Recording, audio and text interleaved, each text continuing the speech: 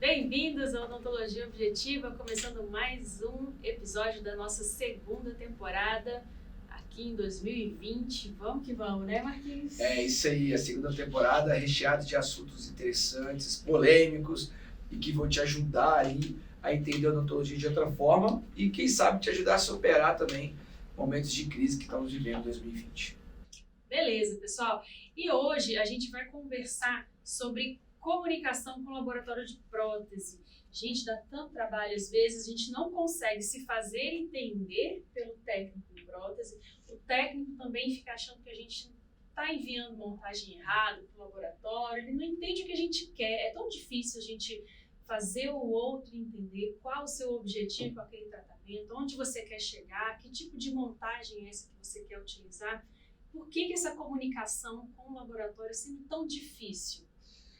Muito bem, olha, é um assunto muito interessante que vai estar relacionado, inclusive, com o próprio crescimento do dentista dentro da especialidade de prótese ou de quem faz a reabilitação, né, seja dentística, prótese, não importa a especialidade em si.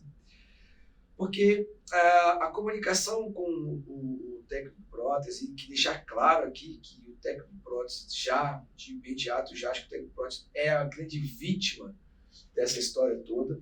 O técnico de prótese, ele tem um papel fundamental dentro do processo, que é fazer a arte, né, que transformar aquele pedaço de cerâmica em algo que seja o mais parecido possível com o dente natural. Ou antes disso também, né? Eu estou só planejando.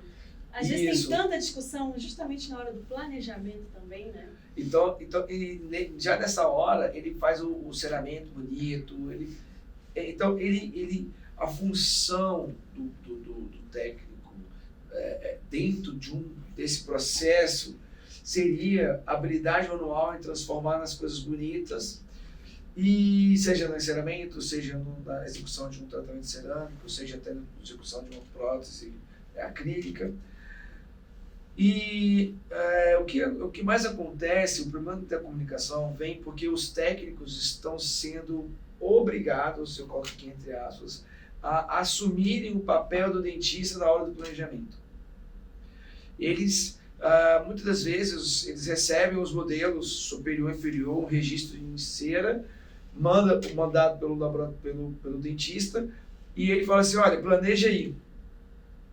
E aí o técnico, ok, mas doutor, mas que às vezes alguns mandam uma foto ou outra, e mesmo assim eles esperam do laboratório que ele faça o planejamento do reabilitador, seguindo aquelas referências que o laboratório tem básicas, que às vezes são a habilidade visual dele. Referências anatômicas, né? Da anatomia dental, né? Em si.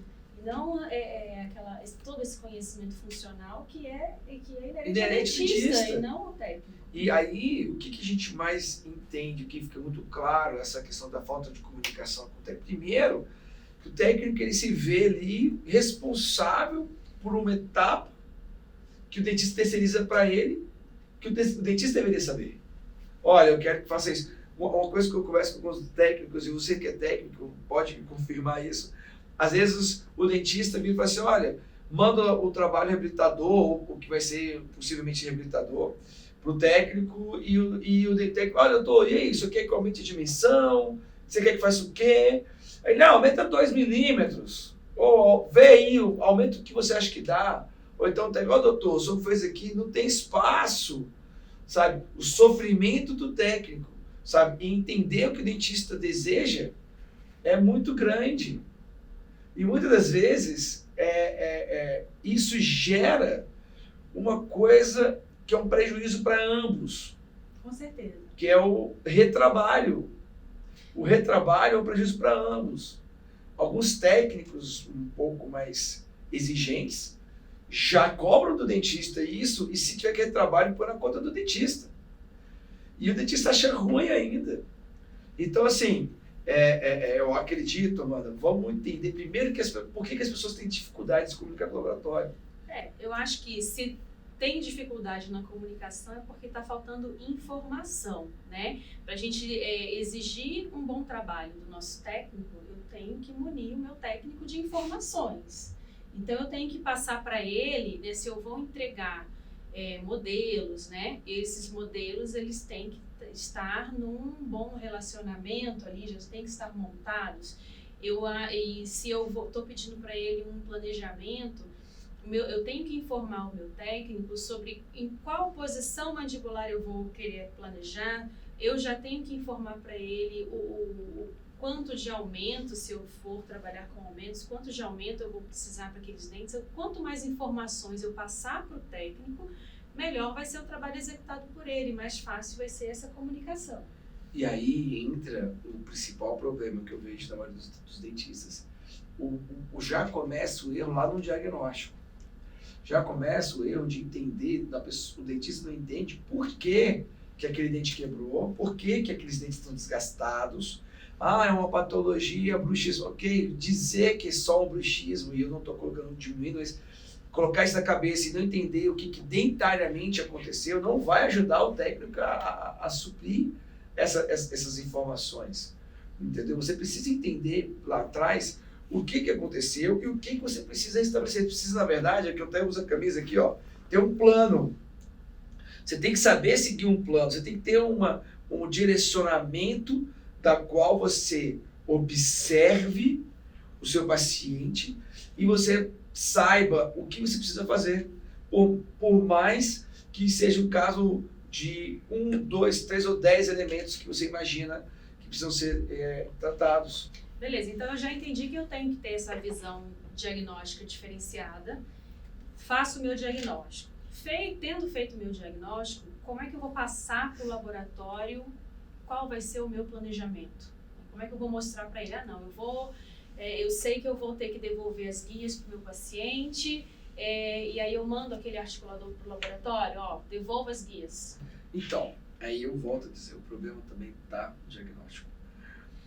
Quando a gente monta o articulador e na máxima de oxidação habitual, ou seja, aquela posição adaptada, causada normalmente pelas interferências dentárias, existe uma interferência num terceiro molar que joga a mandíbula para frente, e essa interferência gera uma sequência que, para pensar, presta atenção nisso aqui, coisa dura com coisa dura, quando esfrega, fica como? Fica liso. Fica liso. Pega uma pedra com pedra, esfrega, fica liso. Agora, se você pega duas coisas duras e bate, sabe, duas coisas duras e bate, elas faz o quê? Trinca, quebra. Se você bate e esfrega, ela quebra um pedaço e fica liso em outro. Quebra alguns pedaços e fica liso em outros. Tá, e o que isso tem a ver? Tem a ver que os dentes normalmente sofrem esse tipo de desgaste ou esse tipo de fratura coronária da área de esmalte, justamente no lugar onde existe, tá, uma deficiência de diagnóstico. Ou seja, aquele terceiro molar, às vezes, ele não só joga a mandíbula para a posição mais anteriorizada, por exemplo, como ele cria uma báscula articular. E quando o paciente está ali, em algum momento em que ele está durante o sistema parasimpático, ele toca naquele molar e faz o movimento de bater e esfregar. Bate, esfrega.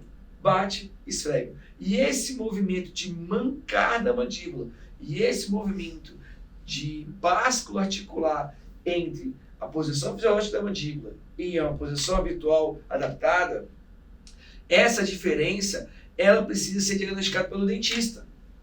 E se você não diagnostica isso, você passa a ter um diagnóstico mais pobre. Esse é o primeiro ponto. Segundo ponto, tem que usar o articulador para fazer o diagnóstico, que é com ele que a gente consegue identificar isso, usando o articulador na montagem, usando um dispositivo que desoclua os dentes e deixa um ponto anterior para que os músculos guiem para essa posição, o segundo eu. Porque esse segundo eu, que é quando a pessoa o sistema parasimpático está ali controlando ela, é a musculatura que leva aquela mandíbula para aquela posição e faz esse movimento de bater, esfregar, bate, esfrega, bate, esfrega, bate, esfrega. E aí, essa questão de encontrar isso é responsabilidade do dentista. E se ele encontra isso, Amanda, se ele consegue identificar isso, ele começa a ter uma visão mais clara do planejamento, do que ele realmente precisa fazer. Devolver a estética, beleza. Ali os dentes anteriores, ok. Isso já é uma parte que a odontologia estética brasileira já mostrou o quanto isso a gente domina bem. Proporções dentárias, linha de sorriso, linha média, corredor bucal, todos esses elementos, o técnico e o dentista já estão mais acostumados. Mas e a questão da proteção, e a prevenção de fraturas, a questão toda que envolve uma reabilitação, ou seja, devolver o equilíbrio, vai além de proteger só os dentes esteticamente.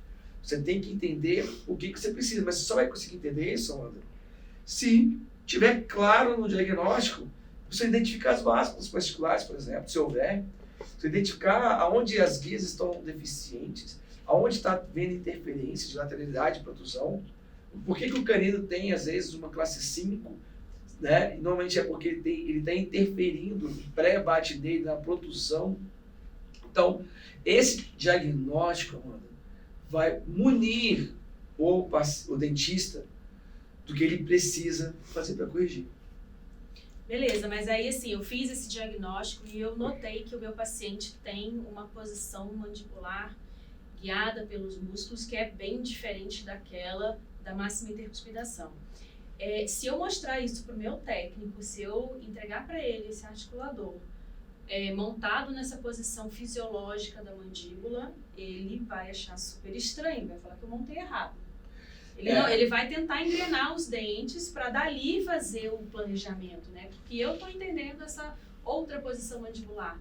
Mas se ele se deparar com essa montagem que é totalmente estranha, né? Não é uma posição de engrenamento dentário, né? Não é. Exatamente. Como é que ele vai entender essa nova posição? Como ele vai entender a maneira em que ele vai encaixar de novo esses dentes nessa posição mandibular? E aí entra, mais uma vez, a função do profissional dentista, que não necessariamente precisa ser especialista em prótese, mas se for especialista em prótese, mais ainda, em compreender a relevância do planejamento, você ter controle do planejamento. Porque qual que deve ser os dois objetivos finais de qualquer tipo de tratamento reabilitador de equilíbrio? Primeiro objetivo, eliminar básculas. Tem que eliminar as básculas. 2, devolver as guias. Explica pra gente o que é a báscula. A báscula articular é justamente quando a mandíbula manca entre a posição fisiológica da mandíbula, ou a RC funcional, para a habitual adaptada. Então, existem duas posições. Duas posições. Às vezes a mandíbula bate aqui no primeiro molar, aí ela fica como se fosse com a mordida aberta, e aí depois ela, com a ação muscular, ela termina de fechar, e essa interferência leva a mandíbula para uma posição mais anteriorizada, por exemplo, que é a máxima intercuspidação. A musculatura levou a mandíbula para uma posição de conforto, tocou no local da interferência. Exato. Só que a musculatura continua contraindo para você engrenar os dentes. Ela contrai mais ainda, ela faz mais força para contrair, para poder justamente gerar esse engrenamento. Ok, nesse trajeto então acontece esse movimento que é pode esfregar, pode bater e aí... Exatamente. Então a primeira coisa que a gente tem que fazer é tentar eliminar essas básculas. Então, o objetivo do dentista que vai estar fazendo esses trabalhos, o dentista que vai estar comandando isso e o técnico que vai estar executando, é eliminar as básculas. Mas agora, a gente tem que entender que a báscula pode ser que a gente precise acrescentar, pode ser que a gente precise diminuir, pode ser que a gente precise usar ortodontia para mover os dentes. Sim, porque você falando da báscula dessa maneira, né, tem uma interferência lá no dente posterior que está impedindo esse engrenamento, né, na posição fisiológica da mandíbula. Eu penso que seria mais fácil logo eliminar. A gente foi treinado a fazer... o que você perguntou mesmo? Se é mais fácil eliminar essa báscula eliminando mesmo. É porque na cabeça nossa, como dentista, a gente foi treinado, ou a gente é muito comum associar a báscula o ajuste, o famoso ajuste oclusal na cabeça de muita gente, está ligado diretamente ao desgaste. Então, quando você vê uma interferência, a primeira coisa que vem à sua cabeça é fazer o quê? A vontade é fazer desgaste. E, na verdade, a maioria das vezes, você precisa fazer acréscimo. Porque se os dentes anteriores, que um dia serviram de guia, de proteção e hoje estão desgastados, você precisa acrescentar de volta, você precisa devolver o tamanho ideal dos dentes. A gente tem uma técnica que é segue o plano, que a gente vai explicar isso durante a maratona para o próximo nível da Semana de Oclusão, não sei qual vai estar rolando quando você estiver escutando isso. A gente vai explicar todo esse plano, como seguir esse plano, mas o fato é que a gente tem que normalmente acrescentar, devolver o tamanho, porque o que eu mais vejo é o seguinte: o paciente tem que fazer uma reabilitação do dentista, fazer 4 implantes aqui embaixo. Como é que o dentista faz? Ele pega e faz aqueles dentes, os 4 novos, seguindo toda aquela doença oclusal de desgaste, colocando a prótese nova no limite de desgaste, e se brincar ainda desgasta o antagonista. Ou seja, a percepção simples de tirar estrutura, seja dentária, seja artificial, sendo que o ideal é devolver. Só que se você não aprende como aumentar a dimensão vertical de uma forma fisiológica, de uma forma replicável, fazendo algo que sempre existe uma lógica por trás, você fica assim inseguro em causar essa reabilitação, e às vezes você mesmo não entende o que isso pode ser útil para o paciente. Então é muito comum o dentista ter medo ou insegurança de fazer trabalhos complexos de forma complexa, aumentando a dimensão, porque ele fica ali, por que eu tenho que aumentar esses dentes? Poxa, ele desgastou fisiologicamente. Não, ele não desgastou os dentes fisiologicamente. Muitas vezes desgastou patologicamente, porque os ganinos foram desgastados, os outros dentes. E a parafunção, o bruxismo e tudo mais, catalisa esse processo de destruição. Então, assim, quer dizer que se um pré-molar, que era para ter 13 milímetros de comprimento, e ele está com 8, quer dizer que beleza, então vamos fazer um pré-molar do implante com 8. É claro, se fazer seu implante, se você mostrar para o seu paciente que aquele pré-molar tem que ter 11, e se tiver 11, ele está protegendo o remanescente dentário 2 vezes. Primeiro, porque o cotinho lá de 8 milímetros, que tem estrutura dentária, se você acrescenta mais 3 milímetros, ótimo, aqueles 3 milímetros vão estar protegendo aquele resto de esmalte que tem ali. Hoje tem várias técnicas, como a resina injetável, que você falou esses dias, como o tabletop, seja de cerâmica, seja de resina, que você consegue devolver aqueles 2, 3 milímetros nos dentes posteriores, sem desgaste praticamente, e você está dando prevenção 2 vezes. Você está causando prevenção porque você está regenerando aquilo que foi perdido, e você está mantendo aquilo que tem lá o remanescente, e você está causando a proteção anterior das guias anteriores, ou seja, aquele pré-molar que estava desgastado com 8 milímetros, ele vai ter 11 milímetros, 3 milímetros de material artificial, que se desgastar de novo, se voltar a ter 8 por algum motivo, foi o material artificial que se desgastou, e não o de 8 vai pular para 5 com o tempo. Entende? Então, assim, a percepção de que o aumento de dimensão vertical só acontece quando o cara está com a boca destruída é uma percepção errada. Muitas vezes, a percepção que nós precisamos devolver guias e eliminar as básculas. E aí a gente devolve isso dando um tamanho fisiológico dos dentes, seguindo uma proporção que gere esse tipo de contato e relacionamento dos dentes. E se mesmo você devolvendo todo o tamanho ideal dos dentes, ainda tiver aquela báscula causada por um terceiro molar, aí sim você vai lá e faz uma remoção daquele pedaço lá que foi desgastado. Então, eu acredito, Amanda, que quando o dentista passa a dominar esse controle, por mais que ele não tenha habilidade de fazer um encerramento estético, se ele aprende a fazer um encerramento funcional, que é aquele que devolve as guias, elimina as básculas e depois manda para o protético, para o técnico, fazer o acabamento deixando ele bonito, cara, eu tenho certeza que esse dentista ele vai se diferenciar perante o paciente, vai se diferenciar perante os laboratórios, perante os resultados, vai ter menos retrabalho, vai ter uma comunicação muito mais clara com o profissional. Não adianta montar o articulador, mesmo que seja com giga e tudo, mandar para o laboratório, se vira aí, negão, faz aí que ficar bonito. Você tem que orientar ele. Sim, pois é, essa é a grande questão, né? A gente entrega montado para o laboratório e aí fala o quê? Devolve as guias, aumenta tanto no pino, como que vai devolver isso? Exatamente. Então, assim, é função do dentista fazer o seu planejamento, né? Pelo menos mostrar para o técnico a posição em que o paciente vai ser reabilitado e a quantidade de aumento que você vai entregar para aquele caso, né? E como é que o dentista faz isso? Ele faz, então, o seu enceramento. Saída número 1. você aprende a fazer um ensinamento funcional, que a gente ensina muito bem isso. O que é o ensinamento funcional? Se o pré-molar, se o canino era para ter 11, ele está com 8, você acrescenta 3 e testa, porque o ensaio do articulador, o ensinamento do articulador, ele é um grande ensaio. Ali você treina, você aumenta 2 milímetros, aumenta 3. Ali, primeiro, de onde vem essas medidas? Essas medidas a gente usa uma tabela de proporções de Black, sabe, que é uma referência. Lá, baseado no remanente, porque muitas vezes a pessoa tem um desgaste dos dentes, mas o incisivo, a largura dos incisivos, por exemplo, estão preservadas. Às vezes a gente tem um caso que o cara não tem nada, desgastou tudo. Só tem um coto, mesmo com um coto radicular ali, os colos cervical, a distância do colo cervical, baseado numa tabela, que quem quiser a tabela, só pedir a tabela aqui, depois entra aí no nosso canal do YouTube, entra no canal do Instagram, pede lá, eu quero minha tabela, manda também para o suporte@desoclusão.com.br, eu mando a tabela, manda esse assunto, eu quero minha tabela. Que a gente manda essa tabela de referência, porque é uma referência, sabe, mano? Se lá tá marcando que o canino tinha que ter 11, né? Você pode colocar 12, pode colocar 10,5, não é uma tabela que é um paradigma, é só um direcionamento.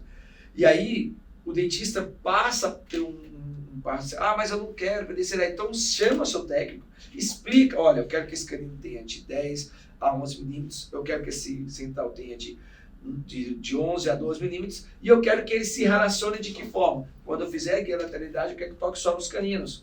Se vira, aumenta, diminui, engrossa um pouco às vezes a palatina, engrossa um pouco às vezes o vestibular, faz o melhor, mas tem o objetivo de eliminar a báscula de um jeito que os dentes anteriores se engrenem e gere a desoclusão necessária dos dentes posteriores. Legal. Esse é o objetivo. Então, pois é um ensinamento com um objetivo bem definido, né? Não é somente aquele objetivo estético, né? Devolver o comprimento dos dentes com o objetivo de devolver um sorriso bonito, com o objetivo estético, devolver a anatomia dos dentes para eles terem função, para eles desempenharem essa guia. Exatamente. A proteção mútua, os dentes anteriores, proteger os dentes posteriores é fundamental para que você tenha resultado nos seus tratamentos. E se na hora de encerar eu estou vendo que eu já acrescentei o máximo que a tabela me permitia, fiz o teste funcional no meu paciente e vi que aquele acréscimo não ficou estético.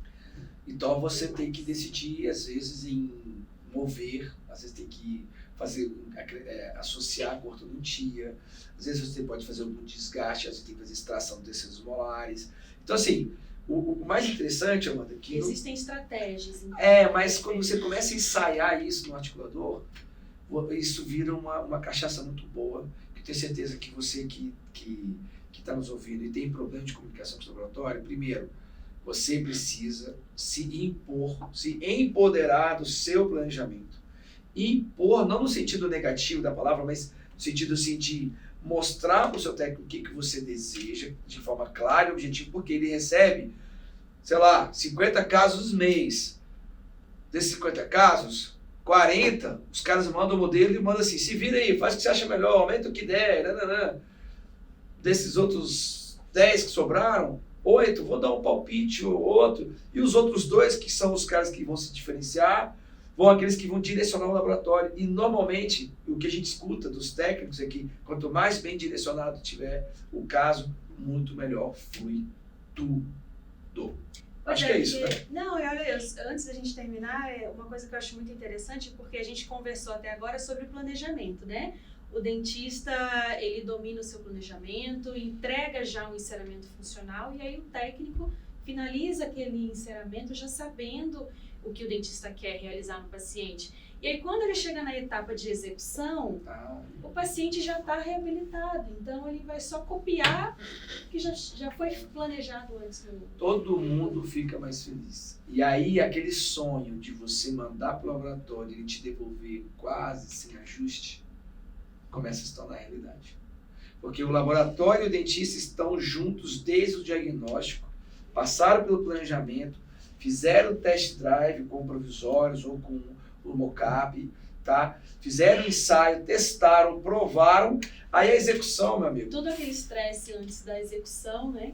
Todo o estresse que se tem, aí você diminui tudo aquilo e chega na hora de executar, O cara já sabe o que você quer, você já sabe o que você quer.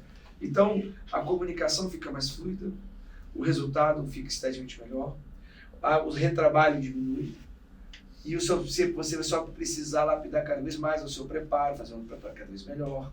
Você vai saber, se você dominando isso, você vai ser capaz de saber se você precisa melhorar preparo, ou você precisa melhorar a cimentação, ou você precisa melhorar o material, ou se você precisa mudar de laboratório. Porque você começa a ter controle sobre isso, você começa a saber aonde está precisando melhorar. Então, assim, se você quer melhorar a sua comunicação com o laboratório, a dica que eu posso te dar... Aprenda a dominar o seu planejamento. Né? Domine seu planejamento, seja feliz e melhore sua comunicação com o seu laboratório. Eu acho que esse é o grande bom aí para quem está sofrendo com esse mal de brigar com o laboratório, sendo que, na verdade, é para ser uma relação muito legal. Não é isso, Amanda? Ótimo.